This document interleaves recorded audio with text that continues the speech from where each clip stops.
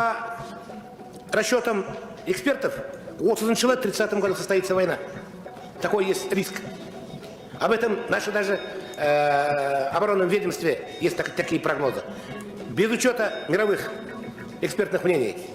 Осындай жағдайда біздің қорғаныс саласына 0,4% деген бұл не сабатаж, не закалы. Оның әріптесі депутат Жұбанов та үрейленіп жүр. Бірақ Әділ Мырзаның алдағы 3 жылға арналған бюджеттің құрылымын көргенде төбе шашы тік тұрыпты. Ол қазына кірісінің азайғанына уайымдап әлек. Жалпы мына бюджеттің формированиясын көріп, шынымды айтатын болсам, мен іште үлкен үрей бар, қорқыныш бар. Қазір мына кірістің азайғанын байқап отырмыз. Кішкене болса да осы мәністі түсінетін адам осындай жағдайда жаңа шығысын азайтады, оптимизация дейді. Шығысын кішкене болса да оңтайландыру керек.